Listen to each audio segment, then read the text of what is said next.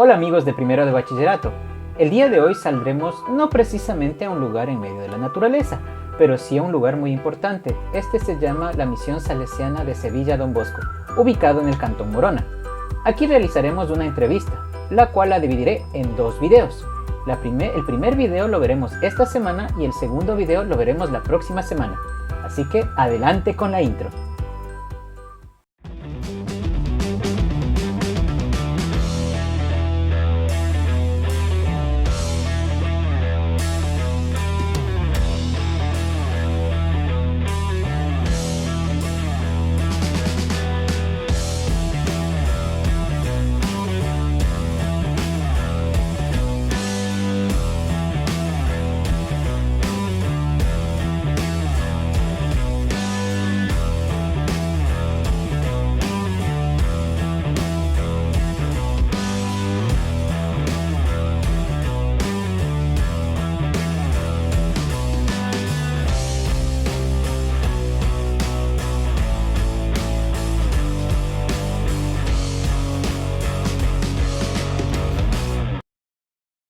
Bienvenidos amigos y amigas a Filosofía al Aire Libre. Hoy día tenemos un invitado especial que nos va a ayudar justamente con el tema de la filosofía medieval. Nuestro amigo Andrés Acosta, sacerdote salesiano. Bienvenido.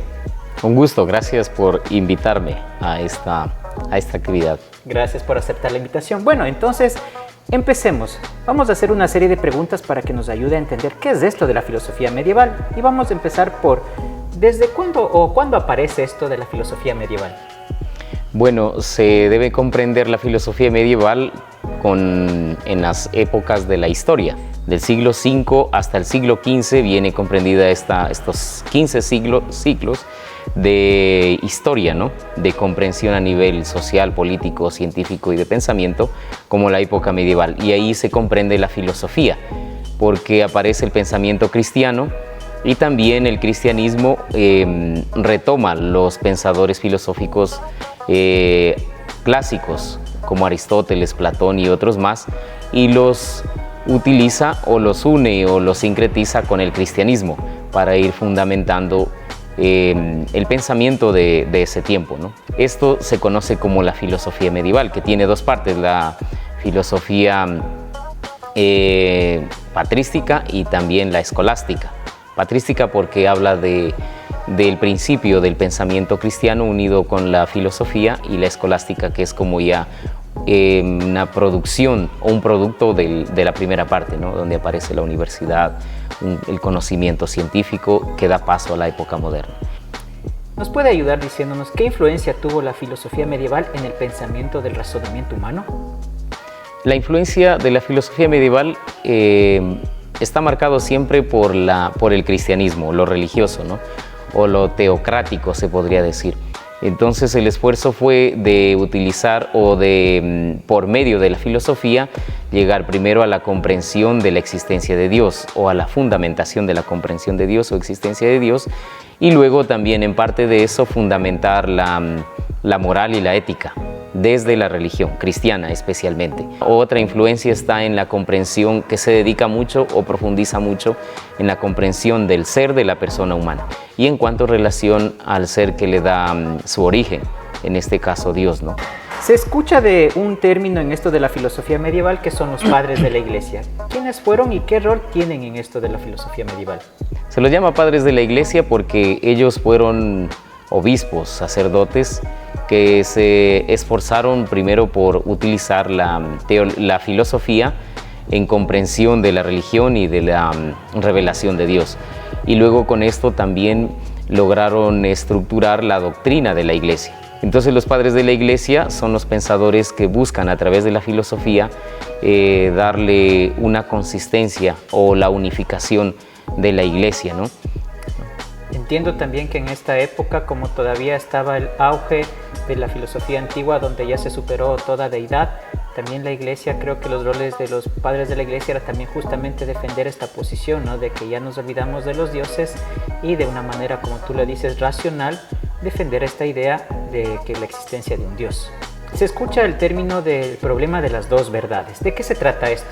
Desde antes del Antiguo Testamento del Antiguo Testamento y el Nuevo Testamento desde la Biblia es por fe que se conoce a Dios. Los hombres justos, los hombres de fe, conocen a Dios, se encuentran con Dios. Pero esto en relación al mundo, al desarrollo del mundo o de la humanidad o de la filosofía no tiene mayor validez porque es cuestión de fe. A nivel de pensamiento y a nivel filosófico no se sostiene, no se comprueba. Entonces, lo que San Agustín empieza a decir es, si yo puedo pensar como una acción racional, lógica, puedo pensar porque algo existe. Y si yo lo puedo pensar es porque existe y después no necesito tenerlo fácticamente o cerca mío, estar observando para pensar en aquello que sí existe. Ahora, si yo pienso en Dios, es porque existe Dios y porque Dios también me permite pensar que existe Dios. Por tanto, no hay una contradicción entre fe y razón, sino que primero San Agustín dice hay que creer para pensar, conocer y entender, y hay que entender para creer, para tener fe. Este es el problema que hubo en ese tiempo, ¿no? Luego que también Santo Tomás lo retomará siglos después con lo mismo, razón y fe. Y es un problema que quizás hasta ahora tenemos como fe y ciencia, razón y fe que viene desde antes, ¿no? Hasta ahora tenemos esta contradicción que la ciencia tiene su posición en contradicción a lo teológico, a lo religioso. Y la fe o la teología en este tiempo dice, no, la ciencia no contradice a Dios ni a la religión, más bien se complementan.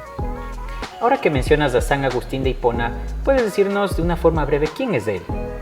Bueno, de lo que se conoce, él nace en el norte de África, ¿no? En aquel tiempo no había países. Avanzada ya la juventud, era un muchacho muy curioso, ¿no? Porque entra a estudiar, tiene estudios de leyes y otros estudios, y también al final hace estudios de filosofía, porque estaba dentro de algunos grupos de pensamiento contrarios al cristianismo y a la iglesia, ¿no? Entonces, en función de esto, como para profundizar en este conocimiento, él entra a estudiar filosofía y ahí descubre un poco el cristianismo. Es decir, que San Agustín no es que desde un comienzo él era creyente o perteneciente a la Iglesia Católica. No. Se tiene conocimiento de la historia que la mamá, Santa Mónica, si no me equivoco el nombre, ella rezaba, ella era creyente. Era de una familia acomodada, me parece que era un ministro o un político importante, el papá de San Agustín. Por eso él tenía la facilidad de estudiar, viajar a otros lados, ¿no? Pero después de conocer al cristianismo a nivel teológico, se podría decir, o con el principio de contradicción de Cicerón, me parece que es, él se convierte y acepta ser sacerdote, primero bautizarse, ser ordenado sacerdote, y luego lo nombran obispo de Hipona, en el norte de África. Y es ahí donde él empieza a luchar contra las herejías, el arrianismo y otras que había ahí en ese tiempo, y logra hacer toda esta síntesis porque él es parte de un movimiento del neoplatonismo, ¿no? Que la filosofía de Platón volvía a adaptarse o a hacer una nueva relectura en el tiempo en el que estaba, ¿no?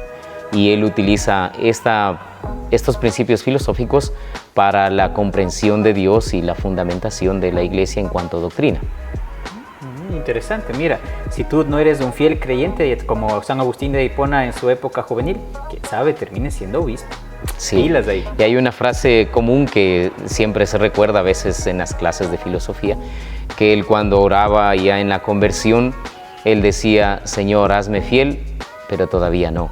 Es decir, le costó dejar el mundo de fiestas, de mujeres, según dicen la historia, ¿no?